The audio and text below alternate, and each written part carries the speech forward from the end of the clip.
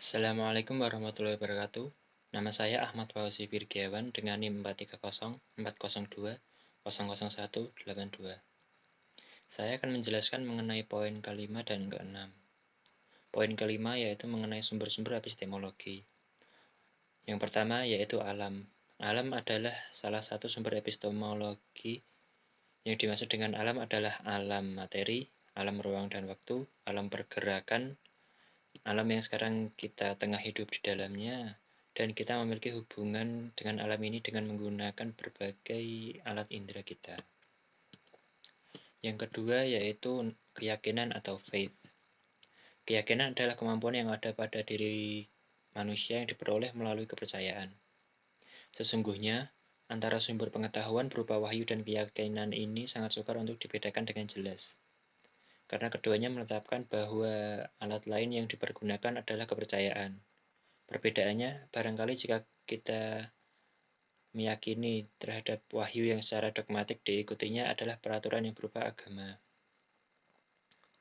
Adapun keyakinan melalui kemampuan kejiwaan manusia merupakan pematangan atau maturation dari kepercayaan. Karena kepercayaan itu bersifat dinamik, mampu menyesuaikan dengan keadaan yang terjadi sekarang. Sedangkan keyakinan itu bersifat statik, kecuali ada bukti-bukti baru yang akurat dan cocok untuk kedepannya. Yang ketiga yaitu intuisi atau intuition. Intuisi adalah suatu kemampuan yang ada pada diri manusia melalui proses kejiwaan. Tanpa suatu rangsangan atau stimulus mampu untuk membuat pernyataan berupa pengetahuan. Pengetahuan yang diperoleh melalui intuisi tidak dapat dibuktikan seketika atau melalui kenyataan karena pengetahuan ini muncul tanpa adanya pengetahuan lebih dahulu. Dengan demikian, peran intuisi sebagai sumber pengetahuan adalah adanya kemampuan di dalam diri manusia yang dapat memahami dan melahirkan pernyataan-pernyataan berupa pengetahuan. Lalu yang keempat adalah nalar atau reason. Nalar adalah salah satu corak berpikir dengan menggabungkan dua pemikiran atau lebih dengan maksud untuk mendapatkan pengetahuan yang baru. Hal-hal yang perlu diperhatikan dalam masalah ini tentang asas-asas pemikiran yaitu sebagai berikut. Yang pertama yaitu Principium identitas atau yaitu sesuatu itu sama dengan dirinya sendiri atau A sama dengan A. Asas ini biasa disebut dengan asas kesamaan. Yang kedua yaitu Principium contradictot, yaitu apabila dua pendapat yang bertentangan tidak mungkin kedua-duanya benar dalam waktu yang bersamaan. Dengan kata lain, pada subjek yang sama tidak mungkin terdapat dua predikat yang bertentangan pada suatu waktu. Asas ini biasa disebut asas bertentangan. Yang ketiga yaitu Principium terti exclusi, yaitu apabila dua pendapat yang berlawanan tidak mungkin keduanya benar dan tidak mungkin keduanya salah. Kebenaran hanya terdapat satu di antara kedua itu, tidak ada pendapat yang ketiga. Asas ini biasa disebut asas tidak adanya kemungkinan ketiga. Yang kelima yaitu pengalaman indera atau sense experience. Orang sering merasa bahwa penginderaan adalah alat yang paling vital dalam memperoleh pengetahuan. Memang dalam hidup manusia tampaknya penginderaan adalah satu-satunya alat untuk menserap segala objek yang ada di luar diri manusia. Karena terlalu menekankan pada kenyataan, paham demikian dalam filsafat disebut realisme. Realisme adalah suatu paham yang berpendapat bahwa semua yang dapat diketahui hanya kenyataan. Jadi pengetahuan berasal dari kenyataan yang dapat diinderai. Tokoh dari pandangan ini adalah Aristoteles yang berpendapat bahwa pengetahuan terjadi bila subjek diubah di bawah pengaruh objek. Artinya bentuk dari dunia luar meninggalkan bekas dalam kehidupan batin.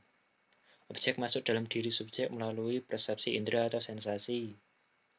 Yang demikian ini ditegaskan pula oleh Aristoteles yang berkembang pada abad pertengahan adalah Thomas Aquinas yang mengemukakan bahwa tiada sesuatu dapat masuk lewat ke dalam akal yang ditangkap oleh indera. Lalu saya akan menjelaskan tentang poin ke-6. Poin ke-6 ini adalah mengenai tahapan dan peringkat epistemologi. Alur berpikir dalam metode ilmiah berintikan pada tiga proses, yaitu logiso, hipotetico, verifikatif, yang pada dasarnya terdiri dari langkah-langkah berikut. Langkah yang pertama yaitu perumusan masalah, yang merupakan pertanyaan mengenai objek empiris yang jelas batasan-batasannya serta dapat diidentifikasikan faktor-faktor yang terkait di dalamnya. Yang kedua yaitu penyusunan kerangka berpikir dalam pengajuan hipotesis yang merupakan argumentasi yang menjelaskan hubungan yang mungkin terdapat antara berbagai faktor yang saling mengait dan membentuk konstelasi permasalahan. Yang ketiga yaitu perumusan hipotesis yang merupakan jawaban sementara atau dugaan terhadap pernyataan yang diajukan yang materinya merupakan kesimpulan dari kerangka berpikir yang dikembangkan. Yang keempat, pengujian hipotesis yang merupakan pengumpulan fakta-fakta yang relevan dengan hipotesis yang diajukan untuk memperlihatkan apakah terdapat fakta-fakta yang mendukung hipotesis tersebut atau tidak. Lalu yang terakhir atau kelima itu penarikan kesimpulan yang merupakan penilaian apakah sebuah hipotesis yang diajukan tersebut ditolak atau diterima. Sekiranya dalam proses pengujian terdapat fakta yang cukup yang mendukung hipotesis, maka hipotesis itu diterima. Sebaliknya, jika banyak yang menentang hipotesis tersebut, maka hipotesis tersebut akan ditolak.